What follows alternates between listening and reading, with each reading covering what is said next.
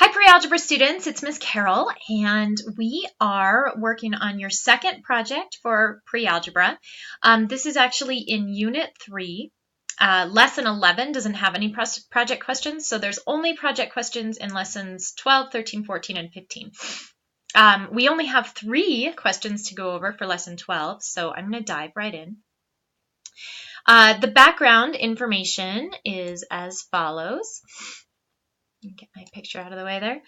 At first, it might be hard to imagine how negative exponents relate to the real world. But remember that a negative exponent just means that the number is a fraction. Fractions are common. We just aren't used to seeing them written as negative exponents. Okay, so the following table shows how the insect population changes over time after frogs are introduced to the environment as a method of pest control. Okay, so the column for month 0 represents the insect population in the park before the frogs were introduced.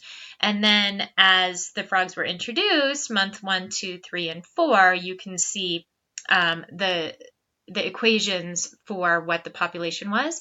And basically what's happening is that the fraction, the number in the denominator is getting bigger, which means that the actual population is getting smaller. And so an example of that, let me get my pen going here. An example of that would be 1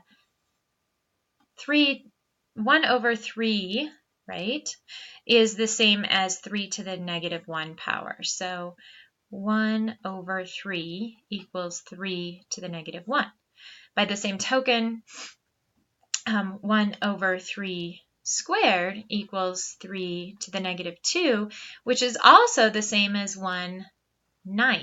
Okay, 1/3 is bigger than 1/9. Okay, so the population, as this fraction denominator gets bigger, the population is actually getting smaller, or P is being divided by a bigger number. Okay, so let's consider that as we work through these 3 questions. The insect population in the second month after the frogs were introduced is given by the number P times 3 to the negative 2 power.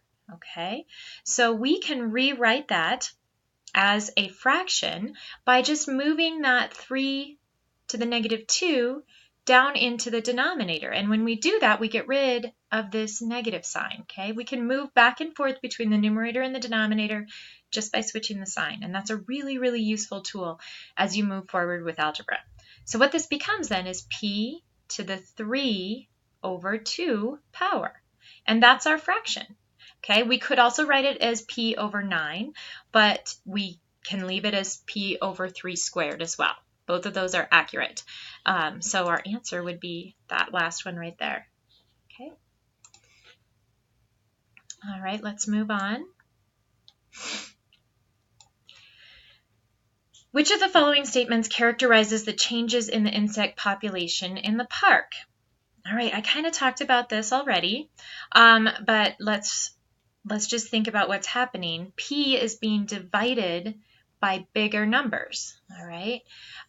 So the first one, we've got P over 3 to the 0, which is P over 1, which is just P, okay?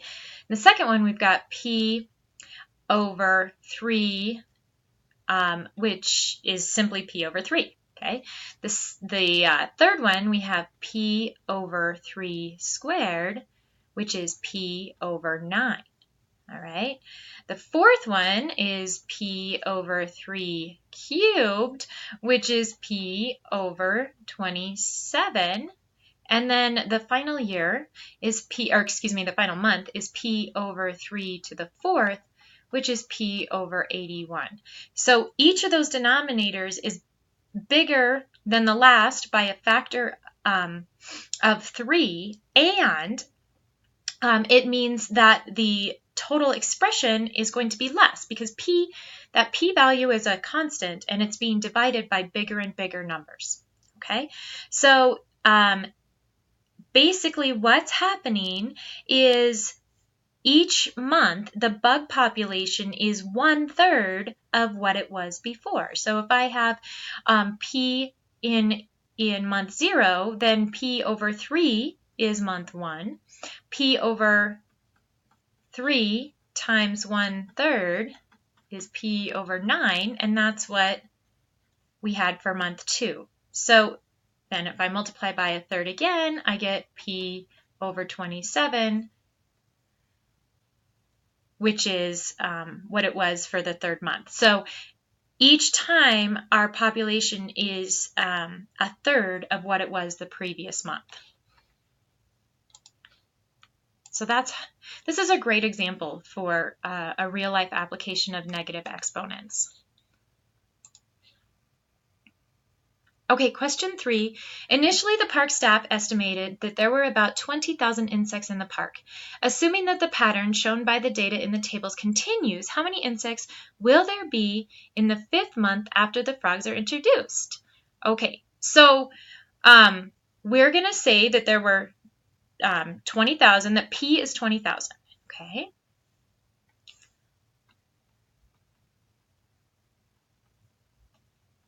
All right, and then the 5th month, let me do that here.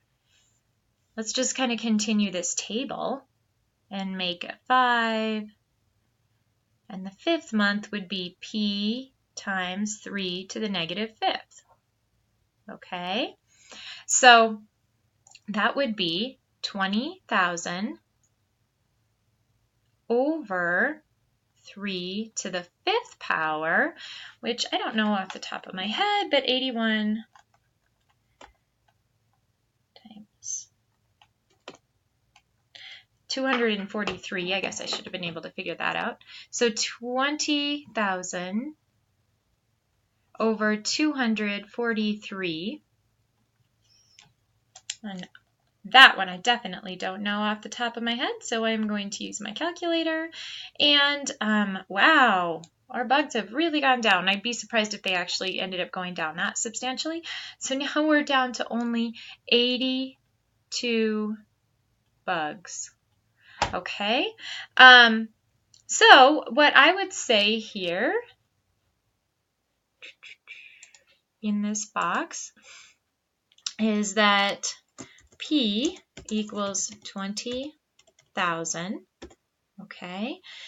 In the 5th month, our expression will be P over 3 to the 5th power.